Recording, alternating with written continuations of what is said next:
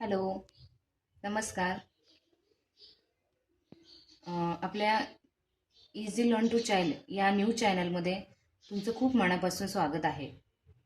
आज आपण लहान मुलांना इंग्लिश शब्दाचे स्पेलिंग कसे शिकवायचे हे शिकणार आहोत. इंग्लिश शब्दाचे स्पेलिंग शिकण्याची चांगली पद्धत म्हणजे इंग्लिश अक्षरांचा म्हणजे अल्फाबेटचा आवाज लक्षात ठेवून त्यांच्या आवाजांनी शब्दाचे स्पेलिंग तयार करणे. इंग्लिश शब्दामध्ये 26 अक्षरे म्हणजे 26 अल्फाबेट्स आहेत आणि इंग्लिशमधील सर्व शब्द त्या 26 अक्षरापासून म्हणजे अल्फाबेटपासून बनलेले आहेत. प्रत्येक अक्षराला स्वतःचे असे एक नाव आहे व एक आवाज आहे. जर आपण या 26 अक्षरांचा म्हणजे 26 अल्फाबेट्सचा नावे व आवाज लक्षात ठेवली तर आपल्याला शब्दाचे स्पेलिंग तयार करणे अगदी सोपे होत जाईल. आता इंग्लिश अक्षराचे नाव आणि आवाज म्हणजे तरी काय? म्हणजे इंग्लिश अक्षर जे दिसते ते त्याचे नाव असते व इंग्लिश अक्षर शब्दामध्ये आल्यानंतर त्याचा जो उच्चार होतो तो त्याचा आवाज असतो. फॉर एक्झाम्पल, या अक्षराचे नाव ए आणि आवाज ॲ. बी या अक्षराचे नाव बी आणि आवाज ब. सी या अक्षराचे नाव सी, आवाज क.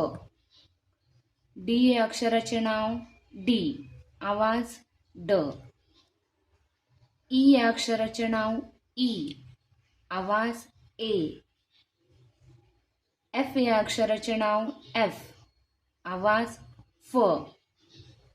जी या अक्षराचे नाव जी आणि आवाज ग. एच या अक्षराचे नाव एच, आवाज ह.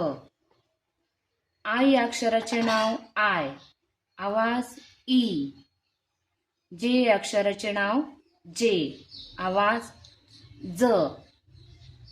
के या अक्षराचे नाव के आणि आवाज क. यल या अक्षराचे नाव यल, आवाज ल.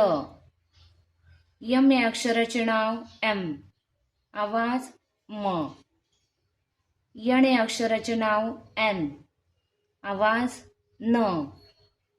ओ या अक्षराचे नाव ओ, आवाज ऑ. पी या अक्षराचे नाव पी, आवाज प. क्यू या अक्षराचे नाव क्यू, आवाज क्व. आर या अक्षराचे नाव आर, आवाज र. यस या अक्षराचे नाव यस, आवाज स. टी या अक्षराचे नाव ट, आवाज टी या अक्षराचे नाव टी, आवाज ट. यू या अक्षराचे नाव यू, आवाज अ.